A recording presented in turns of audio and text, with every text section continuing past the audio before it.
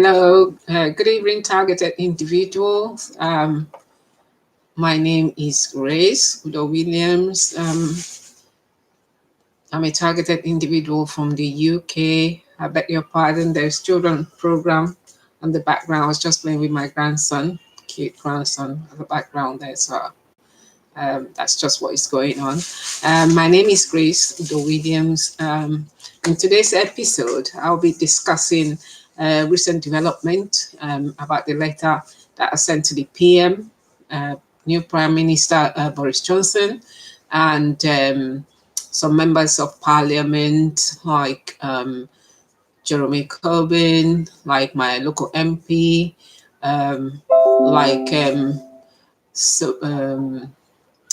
I did send a letter to say my CCD letter to the Joint Committee on Human Rights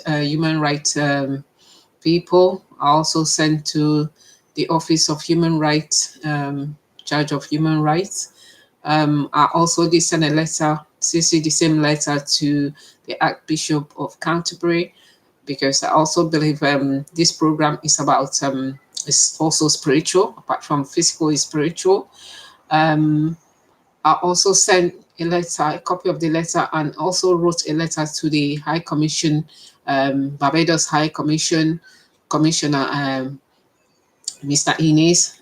The reason is because my husband, who is an elderly man, 86 years old, is also targeted and being tortured with microwave auditory effects. So I asked for his intervention on a higher level. I also CC Nigerian High Commissioner, His Highness George, Mr. George Bickers, originally from Nigeria, begging, just CC him to become aware of what's going on. And my letter was an inquiry into torture, electronic direct energy, military torture, and also the gangstalking, requesting him to commission an inquiry. I've not heard anything yet, but then I've not heard any reply from any of those sources. In my humble mind, I haven't, to be truthful, I haven't checked because of what I might find out. I believe those letters have been intercepted, and I will give you the reason. One of the reasons. Last week, as soon as I sent the letter, before I sent the letter, actually, my computer is being bugged, is being watched from many levels around my home. I believe my next door, that is, I think it's a military personnel from Italy, and I think it's got a lot to do with my targeting. Anyway, most of the people around here also recruited to target me, and I believe it's one of those ones that can hacking into my computer, because sometimes by the time I finish, my computer will lock up, or sometimes, especially if I had to print something from nowhere, to say my printer or scanner is busy. So I did send the letter about about 2 weeks now, not last week. Some of them I sent last week Monday, and the other one I sent on the Thursday, Friday, the week before the last. To be honest with you, I haven't read from other targeted individual online on YouTube. I've also read from Mr. Owen, one of the people that established the Targeted Individual Association, Gary Owen. It was well-known musician, but has been targeted. He had to flee Britain to live abroad. He documented how he wrote a letter to the Prime Minister in 2015, and he tried to track the letter. He understood that the letter, even though they were special delivery letter, they never turned up, they were never received. And when he tried to track them up, there were instances that he felt that his letters almost a month after he posted the letter that were meant to take a few days. They were never received. So I guess I suspect this was happened. I haven't said that in being truthful. I've not checked because I'm just saying it's the fear of the unknown to check to know, that my letters have been received, but I don't think they've been received. The reason is that last week Friday, on Thursday last week, I went out. By the time I came home, there was a letter from GP, which appears to be from my GP, saying that he has I've been referred to Greenwich Mental Health, and what they have forgotten that I was going to see one of their, which I now believe one of the incompetent or one of the corrupt, two of the corrupt psychiatrists there, who says that I and my husband that is 86 with no previous history, and he also knows about intelligence service because he used to be in special force in Barbados, that we both were having psychosis, and he doesn't know if I develop it first or if he developed it first. So it just goes to show the bodge and the bogus assessment that they did without asking any question. So I believe those two doctors have sold them either maybe they've been threatened if they don't do it that way, or they have voluntarily offered their service thinking that they are based on lies and thinking that anybody that turn up must have psychosis. I've not had psychosis, and therefore I'm doing all these videos. The letter came in on Thursday. As soon as I read it, I just thought, okay, there's something fishy here. If I've already been referred and I'm disputing mental health assessment, why would another referral come? Then on Friday, so I tore the letter in the bin. Then on Friday, behold, somebody phoned me from Greenwich Mental Health Services. I don't want to give a name, and saying that they would like to book an appointment for me to see a psychiatrist or a psychologist for assessment. And I said, what assessment? He said, a referral has been made. I said, from where? So, that the referral is pretty heavy. They wrote a referral that is pretty heavy, that they said I've got delusion, and they've been referred. And I then asked her, where does the referral come from? First, initially, she said the GP. And I said, how can the GP refer me if she's referred me before? And then she's changed, oh, wait, I need to check exactly where this referral is coming from. So then she turned around and said the referral is from Buckingham Palace. And then I said to this young lady, bless her, I'm not sure she's not involved. I just believe somebody probably was at the background detecting to her, because she seems to kind of try to read something or try to listen to somebody at the background. I might be wrong, but that's from my conversation with her. That's what it sounded like. She was getting direction from someone.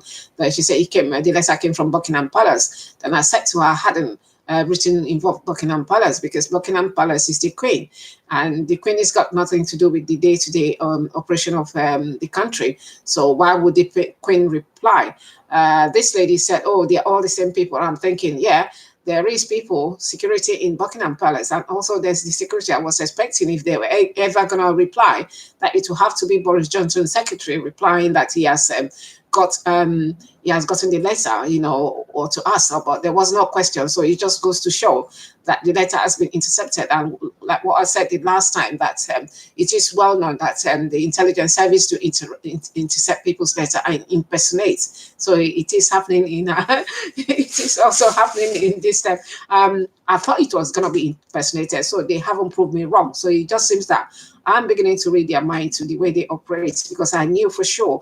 I gave it a go to write the letter because I feel I think people need to know what's going on. But then if they're intercepting the letter, that means the people on top that needs to know do not know what's going on. Either they know, or they just pretend that it's not happening, that the intelligence services are dealing with it. So this is one of the things. So when I read online, I heard that people also, like Gary Owen, that said since 2015, and he tracked his letter, the letter, according to how he tracked it, it got into Britain. So from Britain, the letters that he wrote to many people regarding the same torture just disappeared, and they never got it. It was never signed for, and he tried to track it for about a month, and then then somebody at the Royal Mail then phoned to say, oh, the letters have been delivered. Initially, they didn't know where the letters were. So it just goes to show I haven't really tracked it. So I'm thinking somebody would have put a signature onto it to say they received it. But the letter I've not, I don't think they are received, because none of the people that I've actually written to have actually written back to acknowledge that they've received, even if they're not going to do anything, just to say that they've received it. And secondly, the lady that phoned me from Greenwich Mental Health, how did she know my number? Because I didn't put my phone number there. I put my home address. So how did she know exactly where I live to phone me?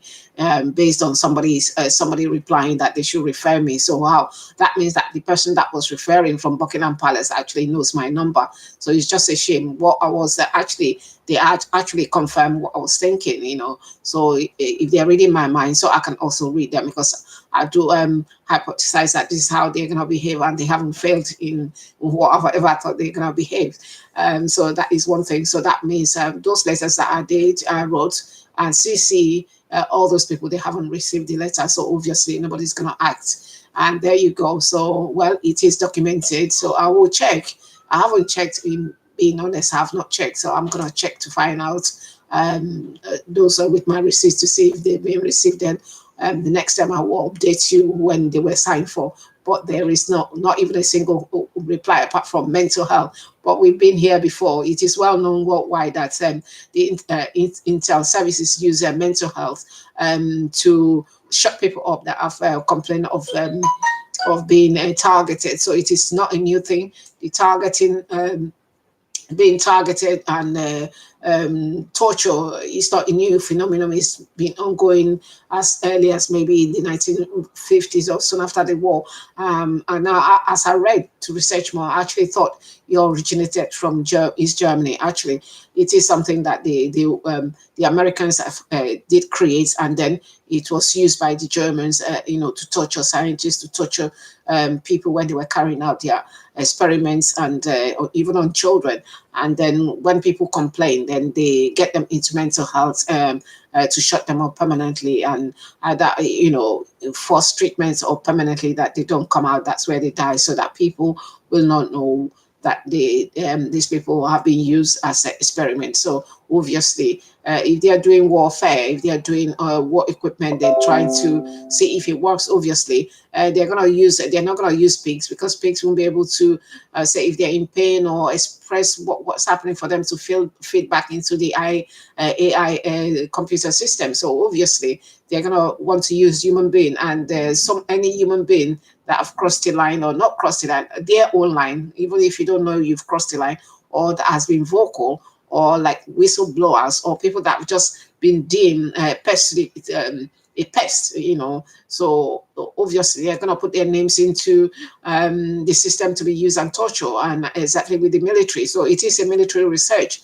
So it's nothing more than that. It's military research, and people are getting paid for being part of it. And these people that are being part of it are people, sometimes undesirable people that are on drugs, or people, the lowest of the low, the high people too are also included, because they are the commanders, they are the perpetrators, they are the handlers, and then they recruit the bottom out people, either through false and slander, and telling them false information and gearing them up. They're thinking that they're doing service to the nation, and sometimes some of them are criminals, and they think by so doing they're going to be redeemed from what they have done.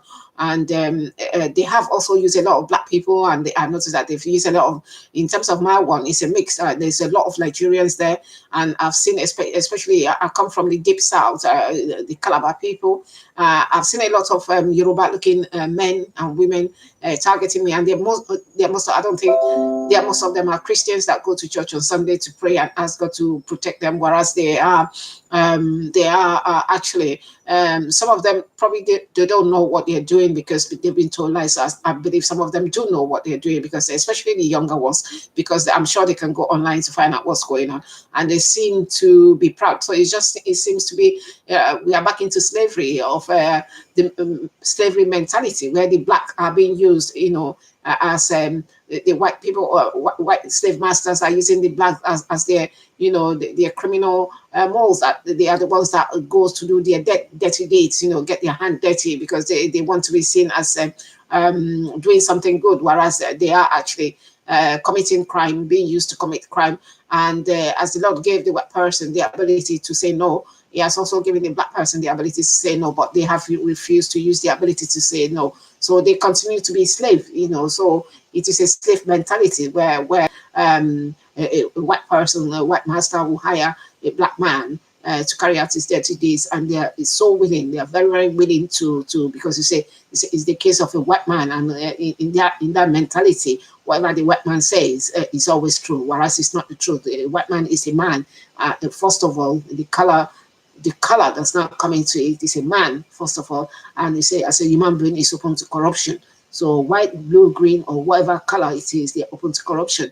But I think in the whole ethnicity group, I just find that the black people seems to be more susceptible to crime and seems to be more susceptible to suggestions. So that means the brain that God gave them, the power of authority that God gave them, and the Bible says you have to speak up against powers and principalities.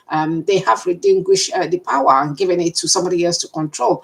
Yes, I am being, you know, I didn't ask this to happen to me. Somebody is inflicting pain and suffering to me. But then God also give these people that are doing it the power to say, look, I don't want to be part of it.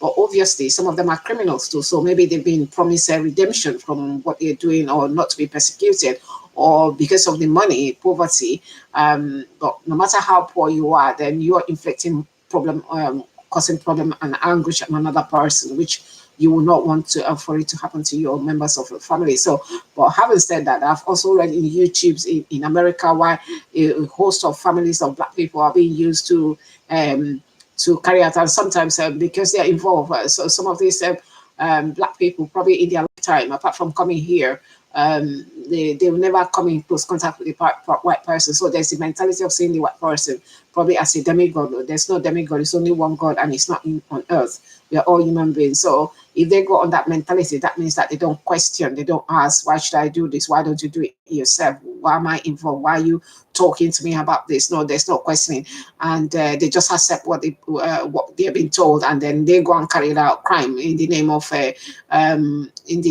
protecting the nation, which is not true. If you're protecting the nation, you won't go and start putting an electromagnetic wave in people's home to be sick and where children are living. So you won't do that. But obviously, like I said earlier, the white black persons just seems to be somebody that can be easily manipulated. I haven't really seen that on any of the ethnic minority. You know, I've not seen that, because if not, the people that are committing crime in terms of terrorism, they could have infiltrated it and radicalized it, get rid of it for a long time. But because the communities don't say anything, but then I'm not condoning that. You know, they should. If they see something, I will say, even as it is now that I'm being punished for nothing or tormented for nothing, if I see a crime going on, I will still report it, because I think it's my duty, and my conscience will not allow me to go to sleep without reporting a crime that I've observed or witnessed that is happened or that has happened. But if I have not observed anything, there is no way another human being will come and try to talk to me to go and witness, say something about witness or participate in something I haven't seen, I haven't witnessed. So it's the case of these people that are going to church, and some of probably when they go to church, they prophesy in tongue, but I don't think it's the Holy Spirit that is prophesying in them. I think it's probably the spirit of, because their spirits, not the clean spirit, must be the spirit of, holiness that is gone into them, and they start prophesying and they start doing as if they've seen God's face. Nobody has seen God's face. If you see God's face, you die. You can't behold his holiness, because he does not associate himself with crime. God said, the Bible tells us that God hates sin. So if you're a sinner, God doesn't associate with you. So if you're going out there as a black person, obeying orders without questioning. The same thing happened in Germany. That, you know, the Second World War, or the execution of the Jewish people in Germany. People were just obeying order; they didn't question it, and participating, you know, killing innocent people and enjoy killing them. It was about power and control and hatred. So it's not about what's happening here. It's not about crime and fighting, because if it's crime, the intel service will not allow what happened in 2015 and what happened in 2017, should happen, or the killing of London Bridge, because some of them, one or two of them, was known by the police. The intel, they didn't do nothing, but then they're running around after children, running around after women, to punish women for no reason, put them on the AI system. My question is that why didn't they put that man that killed people on London Bridge? Why wasn't he put on this system? He was followed for 6 months and deemed fit that he was not involved. But then it turns out, with all the intelligence and with all the AI system, then he actually was able to evade, go under the radar, just like the lots of them that have gone to Syria and come back, criminals. They've been deemed safe to return back, and they've been deemed safe to participate. And some of them are actually gone down that they don't know where they are. I don't think any one of them have ever come out to say about being targeted. But then you see young children on the internet, you see young people in their 20s complaining about this electromagnetic wave being used on them, putting them on the AI system to be used as research. And some of them, it's just people on the system have been seen like pests that needs to be exterminated. Even dogs, you don't put electromagnetic wave on dogs. So when you're doing this to another human being, and again, people are talking about what I'm seeing on the internet is talking about reducing the population of the world. And if you think it's depopulated, then why don't you start with yourself? Get yourself out. If you think the world is overpopulated, you don't have to be here. If you think in your mind, that the world is overpopulated, you don't have to be here. So if you don't want to be here, you can't dictate for somebody else that not taking that options and not to be here. They're here because of a reason. God made them to be here. If not, they wouldn't have been born. They wouldn't be in this experience if God didn't want it to happen. There's so many pregnancies that have been, along the way has not made it. And that means maybe somehow they were not meant to be here. So if you're here, if you're alive and you're growing up, that means there is a purpose for your life. And who are you to tell another human being that they're not supposed to be here? And if you're depressed, if you're feeling that another person, you're deciding, if you really feeling so hard, I don't practice it, but you can also go and sleep and ask God to take your life. If you feel, your purpose here, you finish your purpose, or you can't find purpose for yourself. But I hope you detest from it. And for every human being that is born, there is a reason. You need to go and ask God for the reason. I don't think going to kill another human being to perfect your research is the way to go, because for everybody that is here, you're telling God that these people shouldn't be here, and you haven't got right to tell. To who are you to talk to God to say this person shouldn't be here? There's nobody has that right. So I think all these Black people, especially Nigerians that are involved in this, I think shame on you. You're a disgrace to the Black race. You're a disgrace to yourself and your family. And I'm saying that with every full conviction. You are a disgrace, because the Black race has gone through a lot in terms of slavery. They've gone through a lot. A lot of people have been disposed. A lot of people have been killed along the way. You are making your own contribution in the 21st century. I think you should stop now and ask God to forgive you, because you're not helping. You're not helping. This is not about fighting crime. It's about committing crime. You are committing crime. And a lot of people have been drafted into it. A lot of Black people, because it seems to me they're easily led, and they seem to be afraid to say no. God gave you the mouth to say no. You can also say no, I don't want to participate. Say no. But you think because it's a white person, you have to oblige yourself to say yes. You don't have to. There's no need to commit other people's crime. If they want to commit crime, allow them to go and commit the crime. But when they're using you to commit crime, that means you're ashamed. You're ashamed to your own race, ashamed to your own ethnicity. You don't see a lot of any other ethnicity doing this. So it's mostly Black people that are being used. And indeed, in my case, it's only mostly. I know there's some West Indian people used, but it's Black people. Black is Black, West Indian or Caribbean or wherever you come from, and they all come from Africa. But you have forgotten the history that taking you to West India, especially when I go to Lewisham, when I go to Iceland, there's a Black man there that I'm thinking, God, and it's not a young person. The young person, you can think, okay, they are easily led. But if it's a Black man, an older Black man that is being paid, to hurt somebody, thinking that means he hasn't thought this through. He hasn't sat down and he hasn't asked himself, how did I come from Africa to be in the West Indies? And that's what I saw. I've been saying. So you guys, you need to reflect on your life. If you're allowing somebody to take control by saying yes, you're allowing somebody to take control. They are your masters, just like they think they are my master.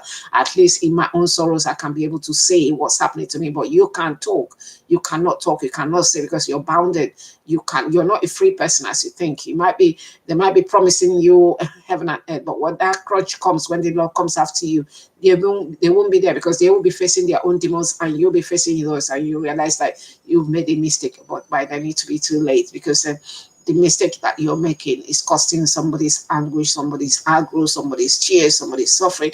And sometimes it's not the spoken word, it's the heart, what it feels.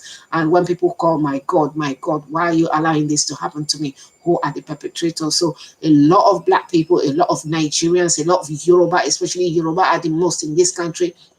A lot of them, and I'm sure maybe some Igbos are there, but they're mostly Yoruba young men. They are mostly, and a lot of Ghanaians too. I've seen Ghanaians in Iceland too, so they've been promising a lot of money. Some of them are making easy money. I don't know, maybe some of them are promised maybe stay here, but you know that your stay, you did not merit it. You got it through suffering. You got it through somebody's blood. You have blood in your hand. That's what I believe.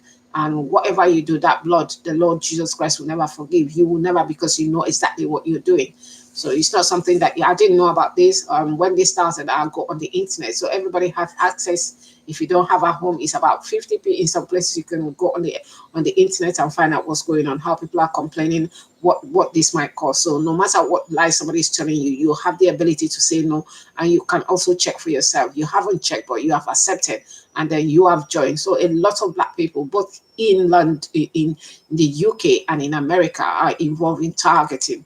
But then we've forgotten that we were also targeted people, forcefully taken in slavery. And a lot of them are still having the effect. So if you're joining, you're causing the second round of slavery. Do you understand?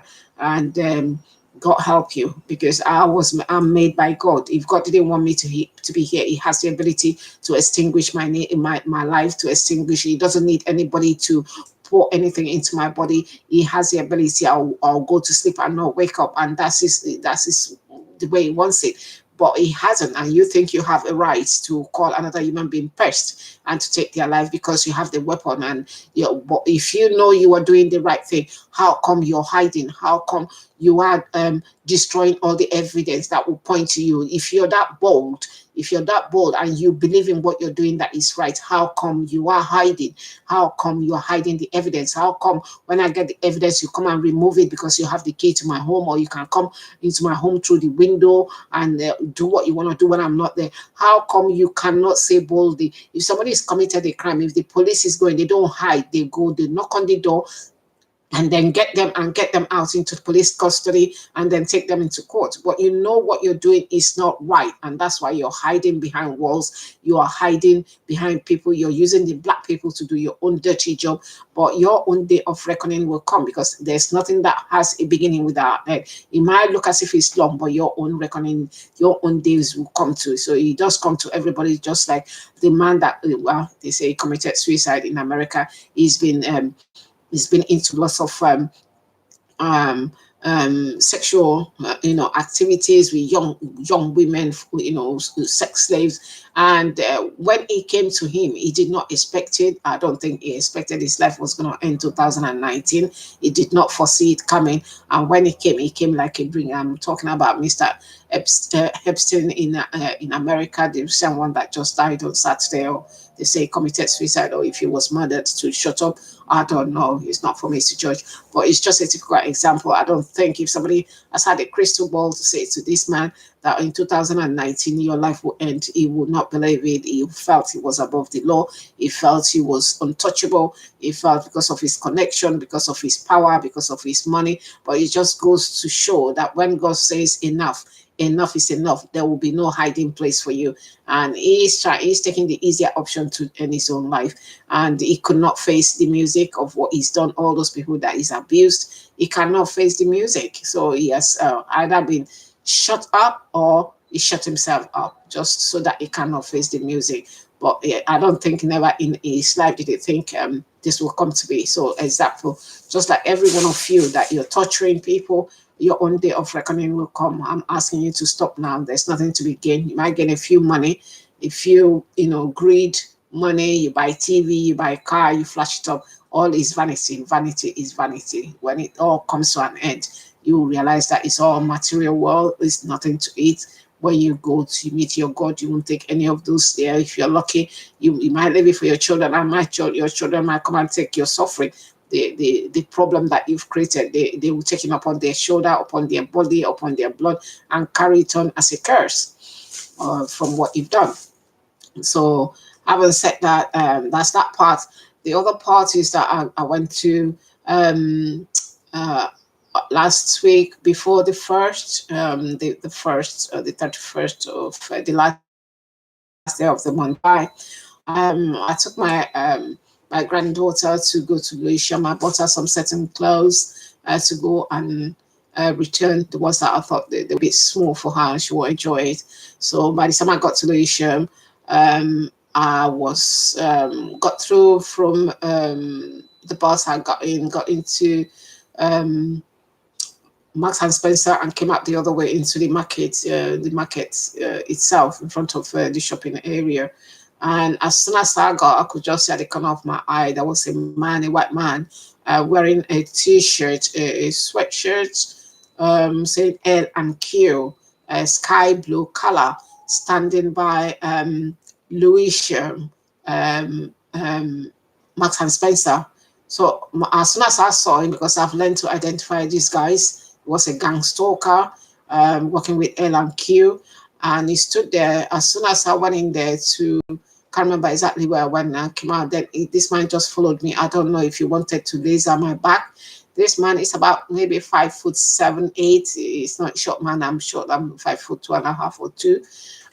So I could, when I turned around, I could see somebody towering. Actually, he didn't. I don't know. Maybe he thought I didn't see him. I knew as soon as I came into the market area, I just saw my eyes just locked into him, and I knew he was a gang stalker. And as soon as I was going, I could feel somebody breathing on my back, and I stopped and let him pass. Then he walked past me. He was on my back. He was on the phone as usual. So my mind was thinking he's going to laser my back, because there's times they have put a laser in my back, having a bruise on my back. So I just stopped and I asked my grandchild to stop, because I just turned, I could see him towering over me. So I just stopped and he came past. And this man, we're talking about maybe, it was before 5, it was later than 2, it was maybe around 4:30. So I was just trying to go there to see if I can change this child's dress. And definitely, this man, by the time I got to Primark, I love Primark. That's where I can shop. It's cheap. It's hopefully the people that are sewing these clothes abroad, they're being paid. So I don't have a lot of money to shop in high places, though. That's where I'll get and their variety. So by the time I got to Primark, Lewisham, the man was standing by Primark. So he knew exactly. It's not because I was hiding. I don't know if it's from mine monitoring, but I knew he was standing by Primark, and standing with his back to Primark and facing the road. So by the time I could see him, by the time I was walking close to him, then he went into Primark and then went upstairs. And because I knew he went into Primark, I also went up there, because I'm not afraid of them. I mean, they're doing a job in any money, targeting, gang stalking people. So I just went in there because that's where I was going anyway. By the time I got upstairs to the children's shirt section, I could see him with another man wearing a t-shirt that says security, or a jumper or a pullover that says security at the back. And as soon as I saw him, he went downstairs again. So I'm thinking, if you're going up and down, I can see you. And it's not about being special. There's nothing special about you. You're earning a living, targeting. I'm sure probably you've got your own children. And what goes around comes around. I'm asking God to give you the Muslim radicalized Muslims that have been going on to go fighting, cutting people's head. I don't know if you were sleeping when they were doing this, but you just woke up from your sleep and you think this African woman come from, have been living in this country for over 25 years and being a nurse, trying to help people to get better. And you think this is the year that I will start targeting people for a religion that I don't believe in. I'm not going to disrespect the religion, but it's not something I have thought of or believe in or something participated. I don't even have, I don't have shit, let alone want to be part of it. So you think in your mind that you're doing a service. You're not doing a service. You're just spending easy money based on tears and suffering. And my heart every day is, when it grieves, I leave it to God. I can't fight you. I'm too small to fight you. I haven't got the ammunition. Even if I have, I will not fight you because I leave it to the mighty person that can fight. And he can fight all of you put together because he created you. So at the end of the day, he went up. As soon as I went up, he was downstairs again. And he left. I've not seen him, but I don't know if it's a face that I've recognized. He's got a bald patch in the middle of his head and some side hairs. That's what I remember. This man, it probably could be in his late 30s, going to maybe 40, 41. I don't know. It might not be that long. I'm not a judge of people's age, depending on their physique, but that's the kind of person that I saw. Around that same earlier before, then also I was at Lewisham. It's one of those days because there are some days I don't go out at all. I sit at home. I have the heat, and there are some days I want to go out. There's no change. It's worse at home anyway. So because since morning I have been bombarded with electromagnetic wave. Bombarded since morning non-stop. It's never improved. There are some days that I feel the intensity is worse than others, but there's never been a day that it stopped. It hasn't stopped at all. So that week, about 2 weeks ago, I went to Lewisham, and the evening, I left home in the evening just to have some fresh air. And as soon as I got there, I sat down, did a bit of shopping. I sat on the chair. I could see a Caucasian man. I don't know if he was a policeman that has just finished service, but he didn't wear. He had a white top and some maybe black or brown trousers, and he was across the road looking towards the direction I was sitting. I just sat down there to get fresh air because I left home late, and I thought, well, I just sit maybe 20 minutes to get fresh air, then I start going back out. Phone shop that near the bus stop that I was sitting in towards Greenwich, and as he sat down there, sat on half of the pillar that was there, then I could see that something was wrong with this man because all the buses came, he didn't seem to get into the bus. And as I sat down, all I could feel was this wave of energy from my head, and it felt like somewhere burning, like it came in like acid. It comes in like a shower, but then when it touches my skin, they kind of like you're under acid rain. That's how it felt, like it rain, and when it touches your skin, it burns. So I could see as it pulsed that thing, I could feel it there. And I just sat down there. Then I knew it was him because I looked around. Once I had that feeling, I knew somebody was around. So I looked around. I saw him sitting facing the other side, right, very close to the bus stop, but he didn't get out any of the buses that came there. Then I just sat down, I said, well, there's no amount of wave you can put in my body to let me run away. Where am I running to? There's nowhere to go. Anywhere I go, I'm still being targeted. So I sat down. Then not long, he came in. There was some old man that was there. Well, bless him, he had some few to drink. Then he sat down there, and then he started coughing. So I did ask him, just kind of thinking, I hope he's not choking. So I asked him if he was okay. He said yes. Then the other chair that was there was two older white gentlemen that were sitting there. They got up, and then they came back up to sit there. And then this man moved from where he was sitting by the very close to the bus stop and sat on the chair at Lewisham. If you go to Lewisham today, you see some chairs there, metal chairs that are left there in case, old people. I've seen young people sit there. People sit there sometimes to eat. And people just sit there, stay out of the world. So he came in and sat with the two other white people that were on the other chair. And as soon as I saw him, I knew that he was a targeted. But his face, my face wasn't red. If it was red, my skin wouldn't show. But his face became red because he knew that as soon as I saw him, I took his picture, but it wasn't very clear. He just got up and seemed to have to just move. So just know he's been busted. He just got up. For him, he has earned the day's money. I don't know how much they paid, but if they're not, I think they paid very well, and that's why they involve in it's easy money for them. And I just sat down there. I said to myself, God, if I've ever thought of doing anybody any harm, if I'm a radicalized Christian, if I've ever involved in any form of thing to hurt anybody, let this man go free. Let the money that is used, let it be a blessing to his life. If not, that money, let it stand as a judgment, because he knows exactly what he was doing. So he left there quickly once he knew that I found him, and I tried to take his picture. So he just did, but he was the one with the red face, because I don't think he knew. He thought I would find out that he was the one. So he just got up and it was gone. So that was it on that day.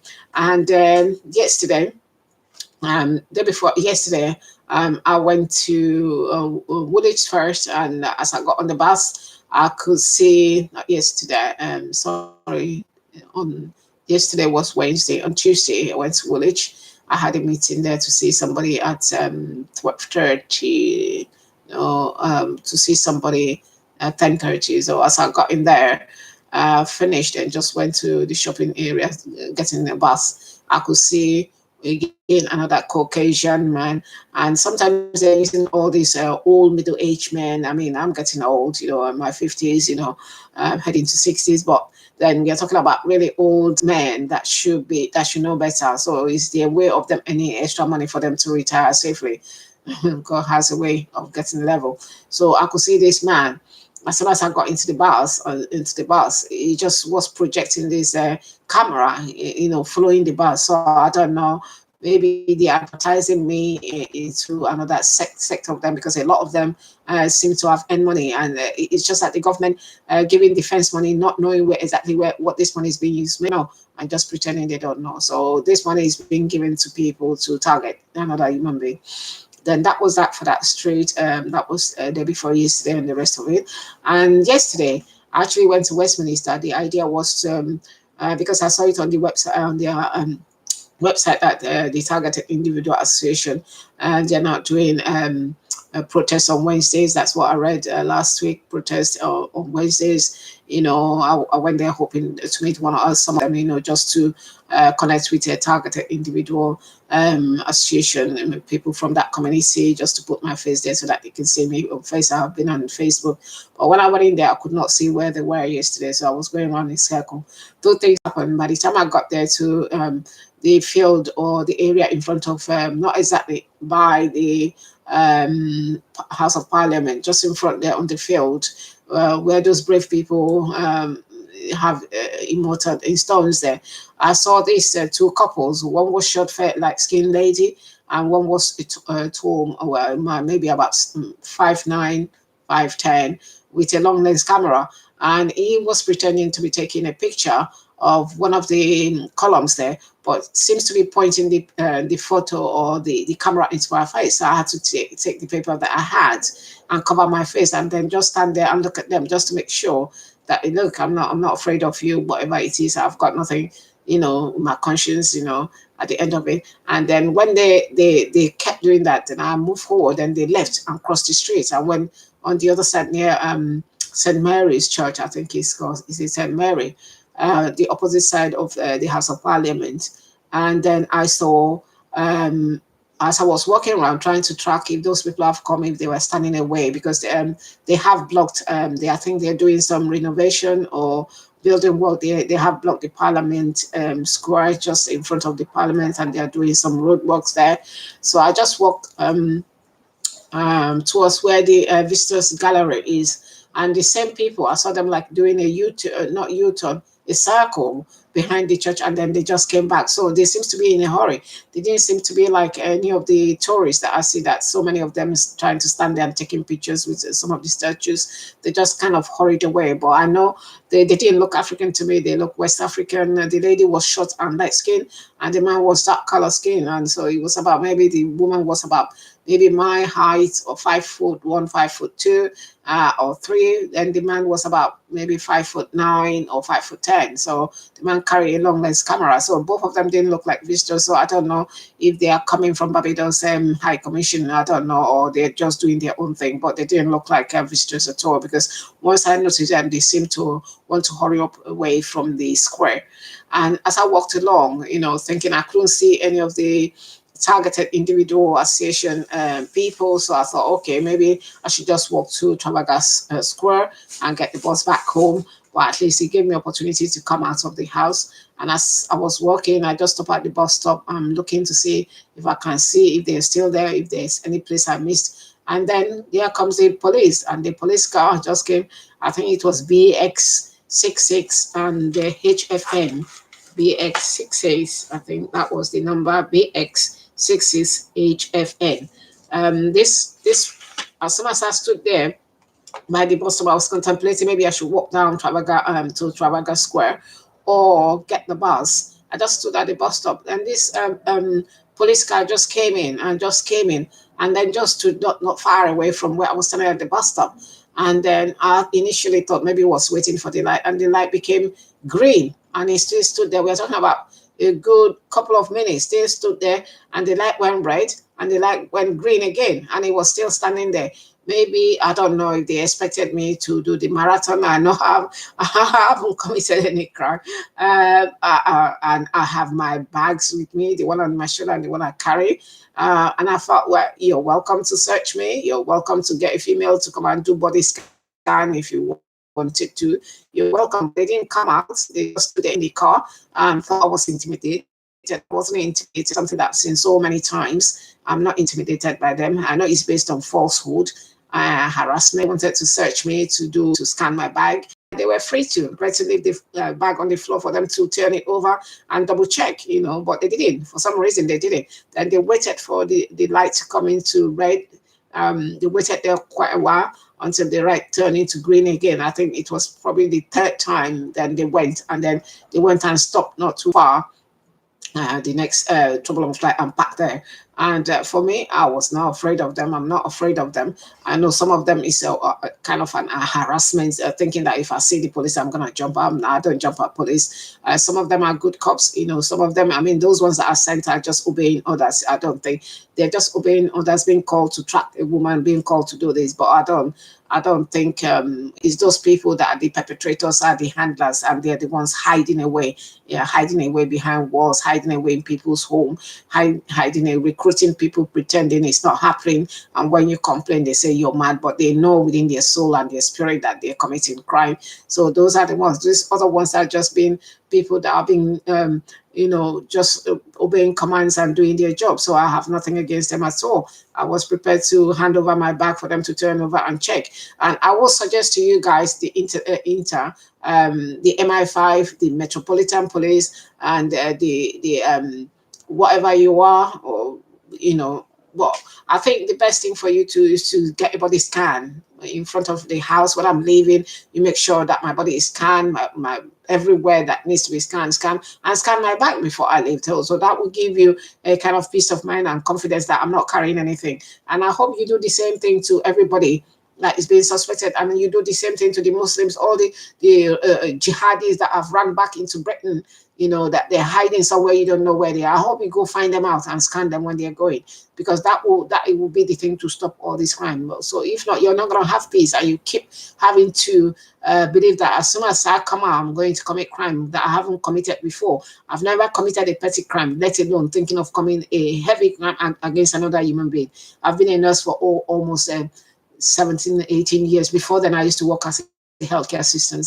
I've never been involved in fraud. I've never been involved in anything that will hurt another human being. So it's now, when I was younger, I didn't get involved. So it's now at my middle age that I'm going to get involved to hurt me. It just goes to show how you think. It just goes to show this is not about fighting crime. It's about power.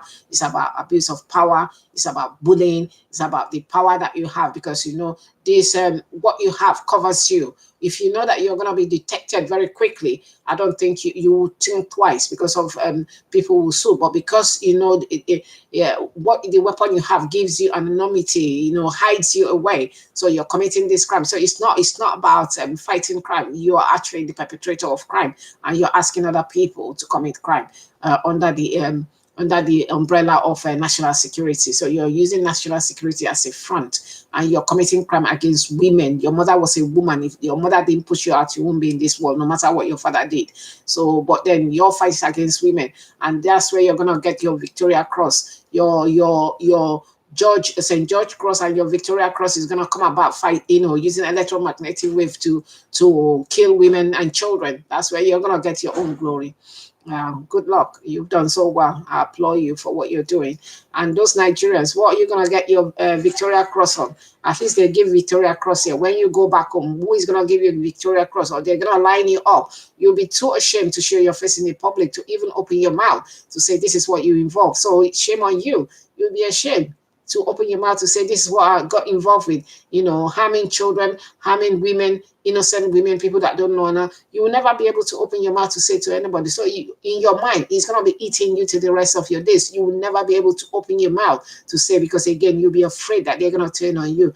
And that's what they will do if you open your mouth. So it will ever be in your heart. That's it. But as for me, the Lord has given me a big mouth to open, even if He kills me. But I know I stand up. I know I didn't die. I didn't die quietly. I know I didn't not say anything. I was not too afraid. Yes, I'm afraid. Nobody wants to die.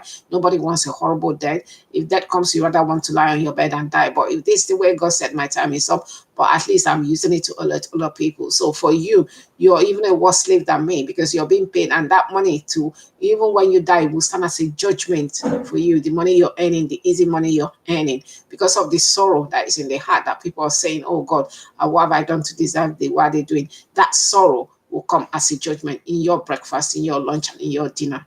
It will come as a breakfast. It will come to you when you least expect it. Epstein did not know that his days will come. He will be hanged, or he hung himself in the prison yard. He didn't know all that money that he had, all that connection that he has not saved him, unless they're pretending that he's dead. Even where he goes, the truth will always come to be, will haunt him to the rest of those children that he has abused, those people he's taking advantage of. They will come to haunt him to the rest of his days. He will never be a free man. Wherever, if he's dead, well, if he's not dead, even worse for him. Well, I don't know if he's not dead, because those thoughts will ever come to him. Those faces will come to him when he closes his eyes, when he opens his eyes. Never be the same again. So that is God's judgment. He start from earth to heaven. So as for those of you, those policemen, I have nothing against you. I'm told you were asked to go after a black woman fitting and you came in there and stand. You don't scare me. I can see 20 of you. I don't get scared of you. I'm not scared of you. So the earlier you stop doing it, if you don't want to do it, I'm not scared of you. I know what to expect. I know what to expect. In fact, when I go out, I'm looking out for you, because looking out for you, when I see you, confirms what I'm also thinking. You've been scanning my head. You should know that is there, what I'm always thinking. You should know I'm not afraid for you to check my mind. I have nothing to hide in my mind. Actually, I'll be thinking loud. But if you're going to do your job, this is what I suggest. You buy a scanner in front of the house, or you buy a scanner and put on the road. Each time you see me, you scan me and scan my bag. So that will make you say, okay, today she's not carrying anything. You can scan me as many times as you want. You can scan me. And I wish you had scanned me the day you suspected me, but you didn't do a good job. Because if you did a good job, you would have been bold enough to say, look, we suspect you're doing this. Like you told one of the psychologists that work in central London, it's no more there, that you suspected because he was carrying a rucksack. The rucksack I carry, it contains patient information. The rucksack I carry was about the computer. I work as a nurse in the community. You have your blood pressure, you have patient confidentiality, and that's why we have to carry a rucksack. And you will know, they said it will set the truth will set you free, because you're not listening. That's why you're not free. But then you're using national threat to do, because I've tried to stand up for myself, to try to harm me, telling me a walking dead. We are all walking dead. You are walking dead. Einstein didn't know if he's dead, didn't know he was gonna die. So everybody's a walking dead. If you think I'm the only one, my dear, your one might even come before you know it in your eye, and you will have no say, you have no power.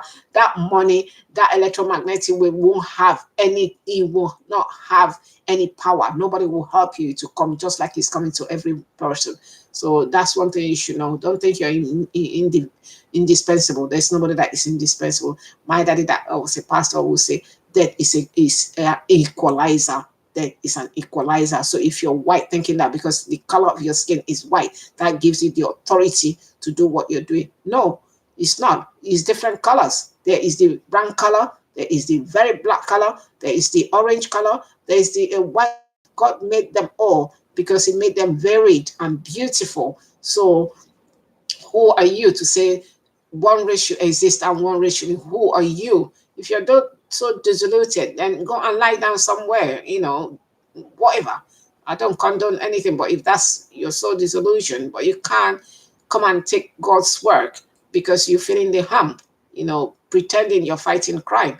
The crime are still here. Those people that are actually perpetrating crime, where did we go wrong? Not causing other people's misery because you didn't do your work properly. Saying this, you might say, oh, you don't come from this country, my dear. As welcome. I just have a right just like you. Because at the end of it, it's God created the world and everything. You didn't come with the world. You just find yourself where you see it. And He said, go into the world and enjoy. So you go and see other parts of the world. You travel. So that's exactly why I'm here. And probably some of my ancestors from here too. So I don't have a right to be here. So whatever you want to think, if you think I don't have a right, then people in New Zealand that went in there, in Australia, don't have a right. It's God that owns the land. They have a right to be anywhere. It's God that created the land. You didn't create it. I didn't create it. So whatever. So if you think Britain belongs to only you, it doesn't. It belongs to everybody that wants to be here or not, whatever. It's God that creates the land. It's God that made the one. We didn't make anything. We are part of earth. We are part of the soil. When you bung off, when I bung off, I become the earth. When you bung off, you become, no matter what cotton, whatever they put you on and bam yourself. When the decay starts, when air blows in, it decays. You become sand. So that's one thing I don't think you think about. So I think it's a food for thought. And that was my experiences this week about the targeting. It's about anywhere I go, then the police would sometimes turn up with their siren. Then there's the helicopter hovering over, then pouring this thing on my body. Wow. When my time comes, I will go. I won't fight it. I'm doing everything to try to stay alive, but I'm not gonna commit suicide because it's not my portion. God didn't make me to come and take my own life. I was made to witness the beauty of the land of the Lord in the land of the living. So I will not. And the building you're building there at Darwin Street, I don't know.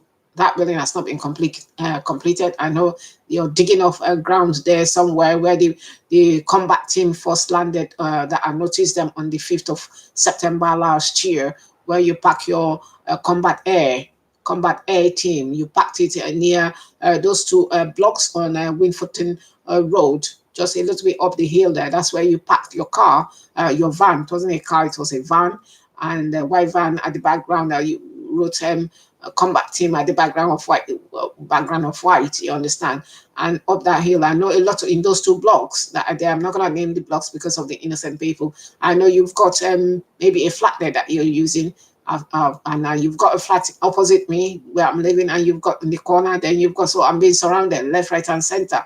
But I still thank God for the grace, despite all that you've done. I still thank God for every day, even with the pain, even with the suffering that He has given me. And I'll continue to thank my God until my last breath. And I give thanks to God. And I give thanks to God for every other person that is being targeted, that He has given the ability to speak up. Yes, I am afraid. Yes, nobody wants to die.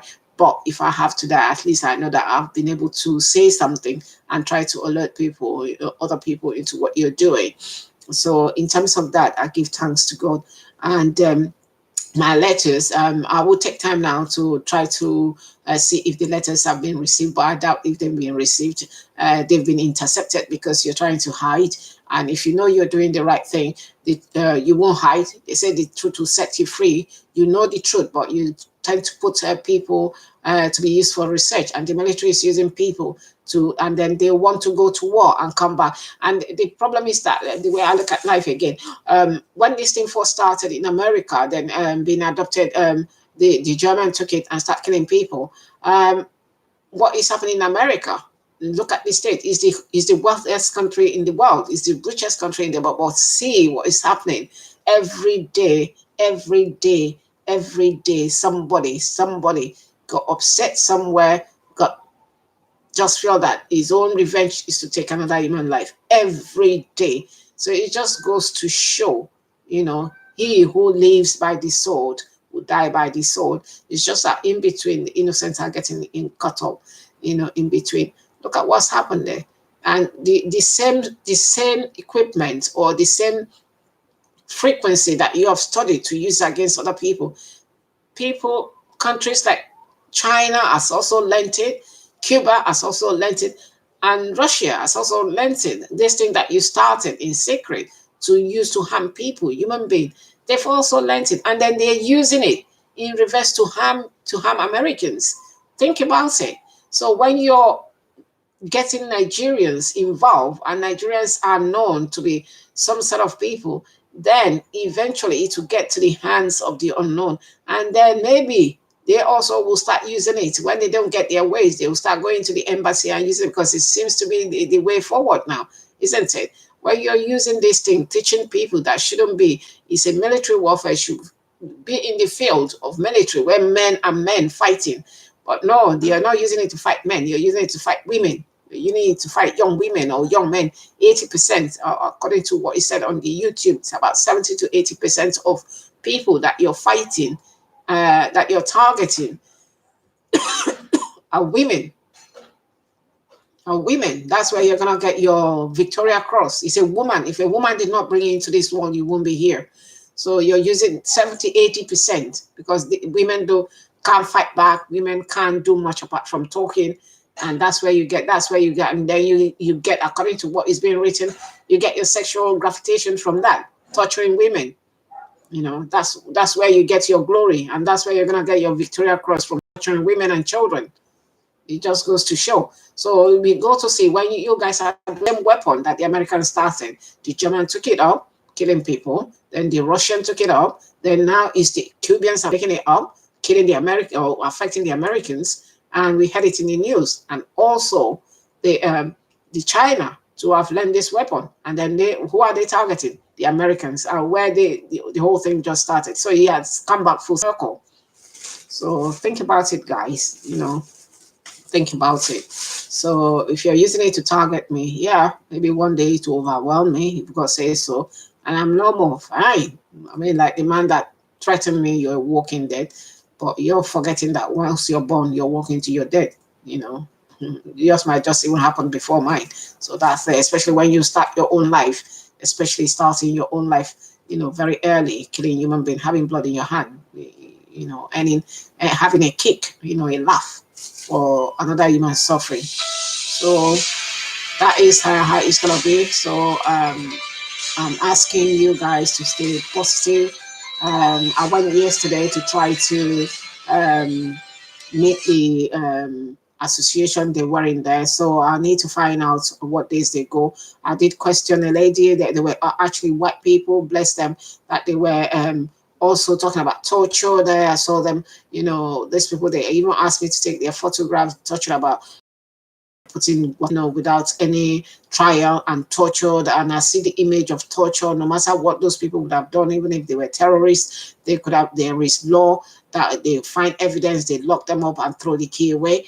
That's their punishment until the day they die. But they didn't do that. They were lying human being, another human being, on the floor or on the bench, and pouring water on their face to drown them out.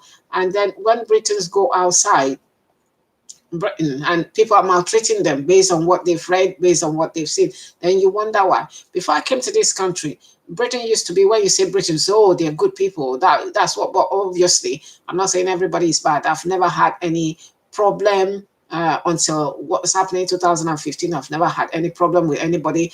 People have made silly comments, but their comments I don't answer back. I just go about my ways. But I mean, comments are all over the place. Women make feeling that they're too this to another human being, but that's to be expected. But until this time, I've never had any problem at all, and I still don't have problem with most of them. And even having said that, I knew that a lot of people have been lied to. But at the end of it, you've been lied to and asked to carry out an act of violence, but you have it in your mind to say no. There's always an oh no. But if you're too weak, and you put greed, money, and thinking that you're doing a service to the country, you're not doing a service to the country. You're part of the problem. You're committing crime. because at the end of it, nobody should be tortured. Nobody should be punished with electromagnetic wave. Nobody should then claim that you have mental health because you're complaining. So I have asked Greenwich Mental Health to give me the letter of the referral. Whoever made the referral, I've asked them on 2 occasions. I asked them last week. I was told that they will phone me. They took my number yesterday. I phoned them again. Was it yesterday or 2 days ago? I've asked them about 2 or 3 times now to give me the letter of whoever referred me. I was told, based on my letter to the PM, that the letter came based on that I've got delusion, that they referred me. So they haven't spoken to me. They haven't responded to my letter, but then they write to Greenwich. And I was told the letter came from Buckingham Palace. And I know it's all false. I know Buckingham, the Queen would not send that letter, nor that anybody, because it wasn't addressed to Buckingham Palace. It was addressed to new Prime Minister Boris Johnson. So it hasn't gone. That means all the letters have been intercepted. And if you're that brave, that you've referred me to Greenwich Mental Health, can you send me a letter yourself? And I've asked Greenwich Mental Health to send me the referral letter because I need to know who referred me, and they haven't sent it. I haven't got any letter. I haven't got anything. The lady said to me somebody was going to sort it out the day before yesterday or yesterday. The other day that I phoned on Friday, they said to me on Monday or so. I phoned about at least twice, requesting for the copy of the letter of the referral so that I know exactly where this letter came from. But I haven't had any reply. I haven't had Greenwich replying, telling me. She said she'll get somebody to talk to me. I've not seen anybody wanting to talk to me. And I did try to give her my email address so that she can send the letter of referral. I haven't seen anything. So I believe the letter that I wrote asking the Prime Minister to commission an investigation into parliamentary investigation into the targeting and torture with military weapon. They have not responded. But then I told a letter came from the Queen, not the Queen, it came from Buckingham Palace. So I would think that would be the Queen's secretary. I never wrote to the Queen. So I'm waiting for that letter. I haven't heard the letter. So I'll keep fighting for the letter. Meanwhile, I think they think once you're dealing with a black person, well, they are frustrated because of those people that they have managed to control with easy money. So they feel everybody is controlled, or every black person is so stupid that they can't ask or they can't open their mouth to talk. No, every black person is not stupid. There are some people that will ask questions, and somebody like me, even if I don't have power, I still have the mouth to say, where did it come from? Why are you doing this? Where did you get your evidence from? Where is the evidence for the attack? Why are you attacking women, mostly women and young people? Why are you not attacking or going to fight a man-to-man or going to fight the real terrorists that we know they are lying low until their next caliphate comes up, and then you see their ugly head red up. So why are they not being targeted? But the answer is no, obviously. They are not easy to target. Women and children are easy to target. And to get the data for the AI system. And that's what I'm experiencing. And a lot of people that have spoken up, a lot of whistleblowers, a lot of, people like Sean Gibbs, just because of fights, people have misunderstanding, and then he's put on the list, against the country. People have quarrel, that's where you understand each other, each other's boundary. Of course, it's not about fighting terrorists. It's about opportunist weapon of war to show that I'm the boss, or to show that I can kill you and take your life. I have the power, and because you've been given power, so you have to abuse the power. So that's all there is about abuse of power and position. So I'm still being heavily targeted, especially since yesterday when I came back. It's non-stop, and the targeting is coming through my tinfoil. Before now, I actually had a tinfoil on my head, to cover. It's not covering. I know. I just have to detox myself, try to get rid of some of the radioactive. I've got 9 radioactive elements in my body, probably more than 9, and some of them are ones that are made up. It's not found in nature. So that's what I found in my hair analysis, and I'm hoping you guys are having your hair analyzed so that at least you know exactly what's in your body. So I thank you for listening to me today. I think I've rattled a little bit.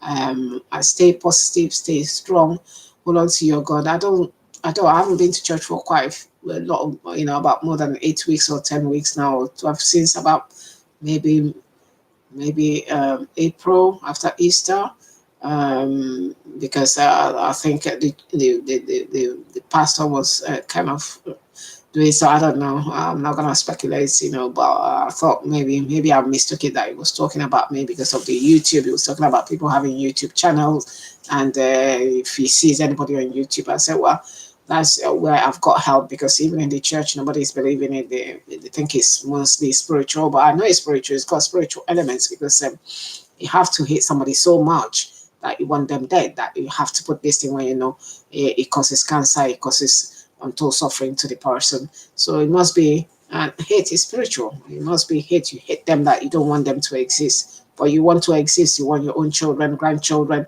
like the men, one of the men perpetrator that I know, the one that came, that lives around this Greenwich area, that I feel is the one that is controlling. He's got a wife. He wants his wife to live. If he loves it, unless he doesn't love his wife, but I think he's loved his wife, and I think they've got grandchildren. He wants them to live, but then wants to kill somebody else's grandmother, somebody else's mother, but he wants somebody else's wife, but he wants to live. He wants his wife to live. He wants to live. So it just goes to show. That's all I have to say. And I've got mark on my chest here. I don't know. I'm not showing my boobs. It's around there. I got cut. And there's another one under my bosom, which I'm not going to show. I've got cut. So every week, once a week or every 2 weeks, my body bleeds. And they've been targeting more on my hip now. It's gone back to that. They left it for a few weeks now. They started targeting. And then is the brain pressure, a lot of pressure on the brain, trying to probably give me stroke or trying to cause brain cancer. But whatever happens, I still give thanks to God, because the Lord said in every situation we have to give thanks to Him. I still give thanks to God for making me see this beautiful day, for making me see the wonders of the world wherever I've been that He has made. I still give thanks to God and marvel at His work. And I'm hoping that all the targeted individuals stay positive and keep praying and hold on to your God. That's all we have. We have nothing else. That's what I'm going to say. So the targeting is still very much alive. It hasn't abated since last year, and they are digging some place along Wilferton Road between those two tower blocks. I know they've occupied those 2 tower blocks there, and I know they've occupied exactly in front of me, my back, the flats on my back, and then my 2 neighbors there. Some of my neighbors are involved, but the 2 ones are the ones that the radiation is emitting into my room, especially where my computer is. The Italian man there does it on his duty too. As soon as I sit in there, it goes. And as soon as I get into the bathroom, the same thing. From the wall in the bathroom, he's targeting me, and probably they've got camera, because that's where somebody sent a black woman's pubic hair into my WhatsApp. And when I told the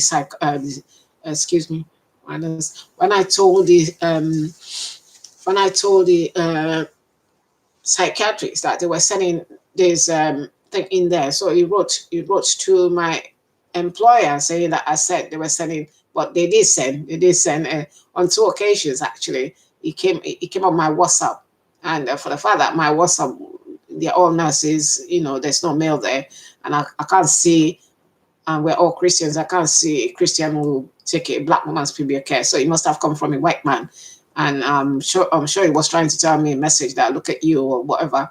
I don't give a damn. Everybody's got pubic care. If you don't get pubic care, you're abnormal. So I don't give a damn. He can show it to the wall. It does not bother me. It has no place. I've seen so many that it does not bother. Every human being, a mature human being, will have pubic hair. His own looked at that he can't see. I'm sure he won't want his wife's pubic hair to be put there. So if you're putting the pubic hair, you're disgusting. You know, that means you're a pedophile. That if that's all you could do in your life, you're a pedophile. So I don't feel embarrassed. I just had to take it out. Knowing what I know now, actually I could have printed it and put it down as evidence. But then because my grandchild uses my phone, I just quickly told it off. But I told my husband that that's what came into my WhatsApp. And when I told that the male soul specialist, a consultant, psychiatrist consultant, he was writing it down. He couldn't say what I said, but he was saying he has probably, is either is incompetent or corrupt. Is either both or both, incompetent and corrupt. And I feel he has been taken into the office to see when I'm covering, to view me from their microwave effect view, to see that I'm covering. Yeah, I'm covering from the effects of microwave. Before this, I've never used tinfoil to cover. And if you know the role of tinfoil, you know that it helps to reflect the microwave effect. So if you don't know what it does, then you shouldn't be a doctor at the end of the day. So if you're being asked to come and view me to confirm that I'm mad, I'm not mad. I'm not mad. You know it, I'm not mad. Believe me, I'm not mad. Probably I'm more insane than you. I'm more sane than you. But you're not, you don't know what you're doing. You've been either been paid or corrupted. So that's why you cannot see anything beyond your nose. And those people doubting, you go that conspiracy theory is not, it is real. The people are feeling the same effects. About millions of people or thousands of people cannot be having the same effect. It's the way the system works. It's the same order of effect is working. Then you have the hissing sound in your ears, and you have part of your brain pressure. A lot of people are having the same thing. And when they do EEG, then they will see the frequency, or when they do the scanning, then they will see the implant. So where did the implant come from? From the sun, from the moon, or from alien? So it just goes to show, doctor, please go and educate yourself. If you're paid handsomely with NHS. That means you're not doing your job. You shouldn't be there, just wasting your time. And for you, the woman doctor, shame on you. You came here. I thought you came here to do work. You came here with a foreign accent, and you're being used as targeting people, telling lies. Shame on you. You left your country just like I left my country to come here. I believe maybe in your country, I thought you were doing that before you came here. But I thought when you go into care work, you're going to make a difference. You're going to help another human being. You're not going there to cause to lie. So you're talking a lot of lies. You know it is lie within your soul. You know it is lie. Why don't you go on the internet and see what the same symptoms, the same burning sensation, the same cut on the body, the same white. Oh, my body is full of white discoloration from where I never had them before. The same thing, the same hitting on here, on the face, my eyelid. See my eyelid, yeah. Same eyelid, the same thing, the same pressure on the head. Even an old woman I saw on the internet that was talking about pressure on her head. Mine is pressure. Some people have pressure all over. Mine is pressure here. And then there's somebody that is trying to have, when they're trying to map the head to see, to get into my thoughts. This is it. How can everybody get the same symptoms and you call yourself a doctor? How can you swear an oath that you're going to help, and then you call yourself a doctor? Well, you're the one causing the problem and wrong incompetent diagnosis. You are a woman. I don't know if you've got children. How can you sit there, and you're a man? You sat down there. Somebody come and talk and lie to you, and you take the lies. I know you have been shown. I know they've shown a picture of myself at home. Yes, I am covering with tinfoil. I have to sleep under tinfoil because that is a shell that reflects back the electromagnetic wave. I'm not having a 100%. I don't have 100% cover, but at least if I didn't, probably I'll be dead by now. So you need to go and get yourself educated, man and woman. If not, the money that you're being paid will stand as a judgment because you're telling lies. You're sending people for wrong diagnosis and getting treatment for telling lies. You have been corrupted. It's either you don't know what you're doing, or you know what you're doing and you've been corrupted. So you shouldn't be there, getting government's money. I'm dishing out wrong diagnosis. You, the woman, I think the woman is even worse. Probably the man is just a newly recruit, but I think the woman has got something to do with targeting and gangstalking. I think she's got something. She knows something. She's the one dishing out the diagnosis. Diagnosis of what? You know, what is mental health and what is mental health? What's the diagnosis? What's the treatment of mental health? Forcing people to be treated for the disease they don't have, because you have the power. You hide under the diagnosis criteria and then diagnose people with what you cannot prove. Where is the proof? Where is the blood test? Where is the blood test? Where is the scan? Where is the MRI scan? Where is the CT scan? Where is the object that shows that there is mental health? Where? You're ashamed of yourself that you work with NHS, both of you. And then you're trying to include the third consultant to say, go and see this consultant, go and see this one, when you know exactly. The picture I had of the pubic hair actually came through my WhatsApp. I took it off the first time. It came again. I took it off because I have my grandchild was using my phone. I didn't want her to see that sort of a thing being put in my phone, you know. So it came through my WhatsApp. My WhatsApp was hacked. So you, that doctor, hospice at Woolwich, it came into her. And have you checked? Have you sent my phone for analysis to see if I'm lying? And you sat down there without knowing either you've been corrupted or not. And I know you've been to their office. I actually know you've been to the office. They've shown you the picture of me covering. And look at this, that's in my home. And I know that people walk naked. So people that walk naked in their home feeling free, are they all mad? Or Gary Owen that sent a letter to the PM. Is he also mad? He has to flee this country because being targeted. He had to flee to a different country. So he did send letter. He sent in 2015. His letter was not delivered, special delivery. So he wrote complaining of this thing. So is he also mad? Is he also got delusion or psychosis? I think you both of you shouldn't be in NHS work. Believe me, both of you should not be there. You shouldn't be allowed to come close to patients. God knows how many patients you've personally killed, because if people are being treated, you know, for what they don't have, and those treatment, they are horrendous in the body. You know, they have been given haloperidol, given a citalopram for no sickness that they don't have, and you're sitting there collecting money and feeling you shouldn't be in NHS, because NHS is, you allow people that truly wants to help people. You know, not people that are working for the black ops, working for people under people's directives. You know. So if you're a good person, you really need to leave the work, especially the female consultant with foreign accent. You left your country to come come into this country. I thought you left here to make a difference to people in the country. But you came here to cause trouble. You came here to cause pain and suffering. You came here to come with your bogus diagnosis, fake diagnosis. It's all in now. People are waking up to all these fake diagnoses, and your own days will come to, you know, your own days of reckoning will come. Just like what happened to Epson, you will stand in court and talk about your pubic hair.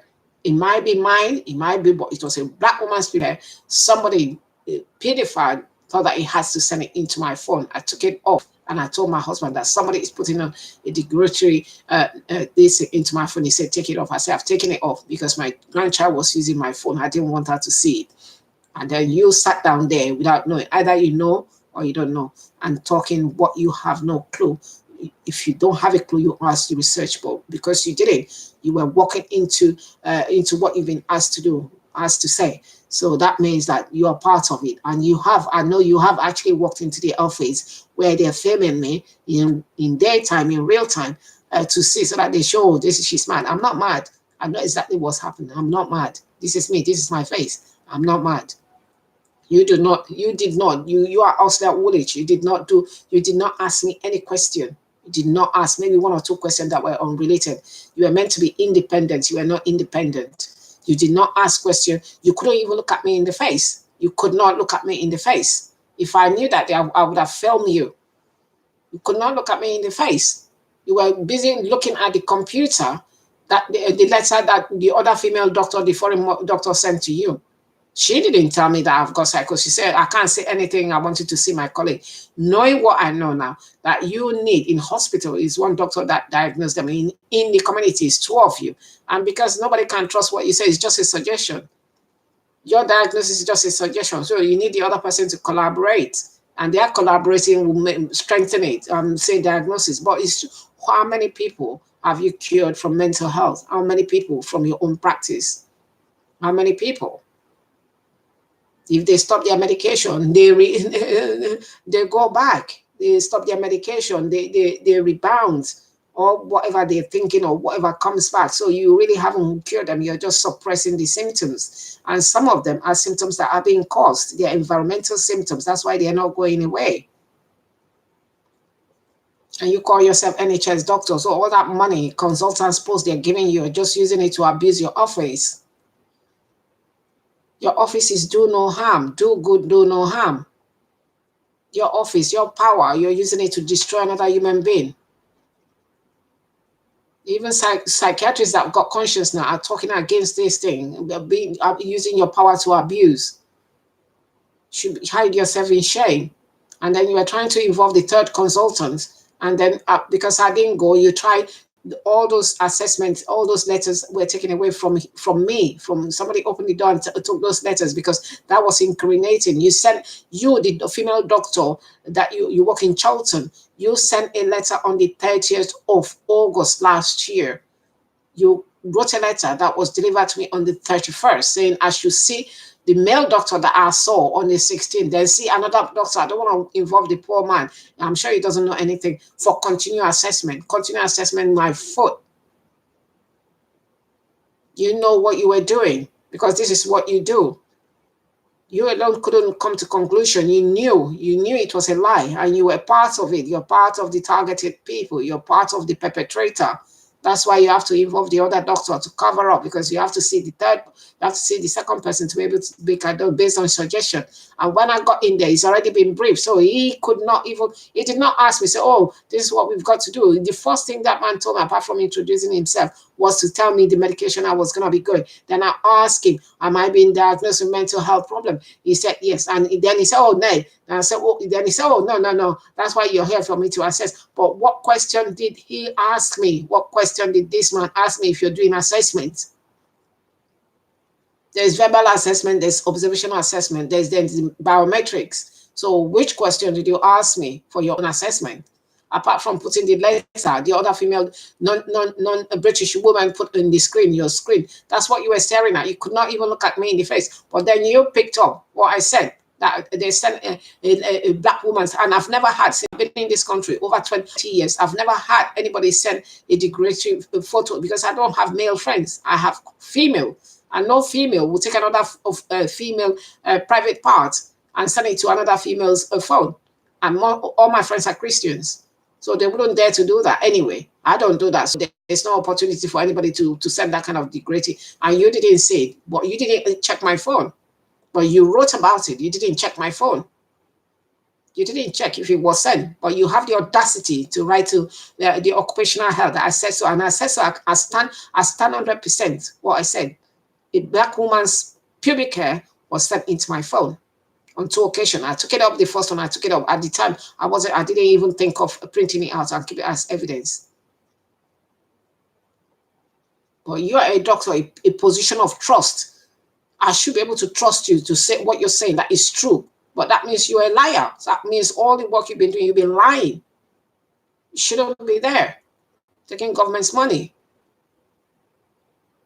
I've said to the patients, when I do a lot of assessment, exactly what it is, what we're going to be doing, exactly. So it can be tested, it can be tried, and I document it. But for you were lying, and then you wrote to the occupational health saying that you don't know if he will develop psychosis, if it's me or my husband. He's 86. Are you sure you're going to live to your 86? He's never had any mental health problem. He used to be in a police force, in special division, so he knows. And he used to work as an engineer, BT engineer. So he knows what goes on. The knowledge that you don't have. And then you're being paid as a public servant. Your services, when I checked, was 1. People were rating you as 1. It wasn't me. I didn't rate your service because you won't get any mark from it. But they were rating you from 1 to 2.5. 1.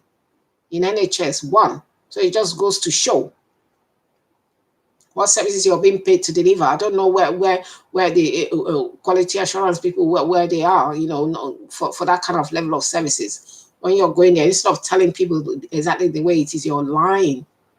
And you have the audacity to write it and send it to occupational health. I'm sure they've shown you my picture. It is my home. I want to walk here naked, I can walk naked.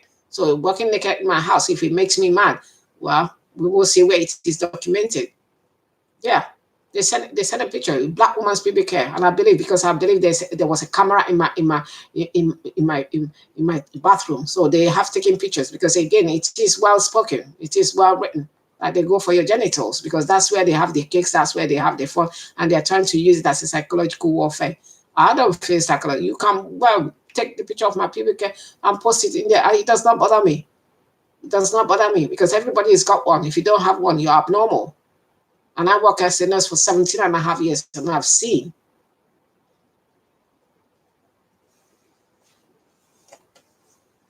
So they say, to whom much is given, much is expected. If you're being given power, and instead of using the power to advance God's work, instead of using the power that you're being given to make a difference to another human being, what difference you want somebody to do for your family or your loved ones, you're using it to abuse. There will be a day of reckoning, but you just don't know when it's going to come. So you think you're going to be here for everlasting. No, you haven't got that power. God has not given that power. Your own death, He came for Epstein. He never thought, with all that millions, with all that connection, he never thought a day will come that he will end up. Maybe they're lying, but if they're lying, he's ever in this life gonna be living a reclusive man, hiding away. So he won't have that audacity anymore. But if he's dead, which God knows which way, I don't condone, neither do I dance on somebody's death. But that means that his own reckoning day has come. Either way, his reckoning day has come. He will never be the same, either alive or dead. He will never, ever be the same again. It's the day of God's judgment has come through. And he's running. If he's alive, that means he's running and hiding. He will have to go underground. And if he's dead, well, what happened to him, I don't know. It's not for me to speculate. But it just goes that his own day. He didn't think. I'm sure last year, like I said, he did not think that by this year he will be a dead man. And that's how God works. Or he will cease to live the way he has lived. He lived his life, commanding young women at his own expense, disposal and whatever they do to these young women. And those people that were gathering these young men for them, it just shows their level of pervertness. People that could be their child, their grandchild. He was in his 60s, 20-something year old, 19-year-old could be his grandchild. He's having sex with grandchild. It just goes to show the level of deprivation. So pour as much as you pour, my body. When God said, if I'm gonna die through here, I can't help it. I'm gonna go. And when you go, you're in peace. I know with my hands are clean. These are my hands. This is what I say to God in heaven. These are my hands. I'm not sought to do anybody any harm. So if you're using the national security to put my name there, then close, you're walking dead, but you don't know. You might just pop out before my time. Who knows? And some of you that are younger, you might not live up to my age. And some of you that are older, you might not enjoy it. You might not enjoy it. And your own time will come. You just don't know what it is. So, all targeted individual, ask the Lord to protect you. Ask the Lord to keep your head above the power of the wicked. Ask the Lord to give you the strength to stand up. You need to stand up and be counted. It is frightening, but you have to still get up, and say something and alert people to what's going on, especially if you have children, because it's probably not about you, but about your children and other people's children. People need to know, so that they can stand up and say, no to this, we don't want this. And thank you for listening to me. I'm sorry about the blabbing away. Thank you. It's just that I just have a lot to say. So my letters, I believe, has been intercepted, but I haven't had time to check them. But I believe they've been intercepted, and they have, as they say, a letter came from Buckingham Palace regarding the letter I've written that I've got delusional. So it's just trying to go with what those two doctors says of psychosis. So I'm believing it's psychosis delusional or delusional psychosis. I don't know which one is which one they're aiming. But I've asked them to send me the letter. They were meant to call me back. They haven't called me back. I've asked them to send me the letter or the name of the referral so that I can also reply to his fake diagnosis and shameless, spineless the spineless, coward ways they are dealing with it. You know, at least I can show my face. They are not showing their face. Yeah, I'm not that bold, but I just thought I need to stand up. You know, so there you go. Be strong in the Lord and keep fighting. Keep your chin up and put God first in everything you do. Thank you so much. Bye-bye.